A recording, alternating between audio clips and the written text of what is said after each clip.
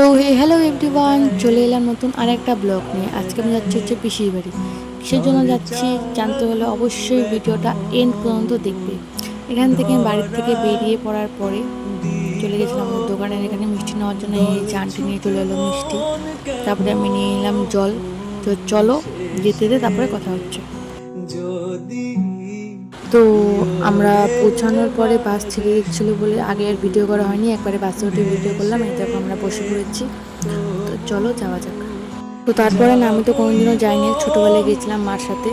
তো গিয়েছিলাম রাস্তা ভুলে।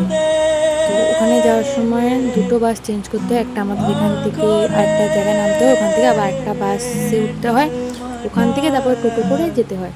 তো আমরা বাস থেকে নামার পরে আরেকটা বাসে উঠেছিলাম। তারপরে আমাদের একটু আগে গিয়ে নামিয়ে দিচ্ছিল, অনেকটা দূরে। আমি চিনি না, যেহেতু তো ভাইকে ফোন করেছিলাম যে বল কোথায় নামবো। ও বললো যে লোকেশান লোকেশান পাঠানোর পরে একটা টোটো করে আমরা গেছিলাম। আমরা নাকি দুটা টোটো পাল্টাতে হয়েছিল। তো ফাইনালি পৌঁছে যাওয়ার পরে যেটা আমার ভাই, ওখানে যাওয়ার পরে খেয়ে নিলাম আজকে মাছ, তারপরে ডাল আর অনেক কিছু। দেখো আমার মুখে পিম্পল উঠে পড়েছে। আমার সঙ্গে না এমনই হয়, যেখানেই যাই না কেন মুখে ধুলা একটু লাগলেই পিম্পল উঠে পড়ে। এখানে আয়না দেখছিল, বলছিল যে তোরা মেয়ে মানুষ মুখে কি লাগাইস, তোদের মুখে পিম্পল হয়, আমাদের হয় না। তো আমরা এখানে বেরোই, তবে যেতে একটা কথা হচ্ছে।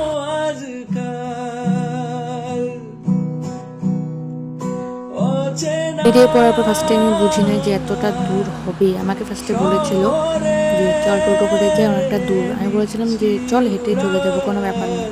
তো হাঁটার পরে বুঝলাম যে না, অনেকটা দূর ছিল। যেতে যেতে বেশ হাওয়াই দিচ্ছিল।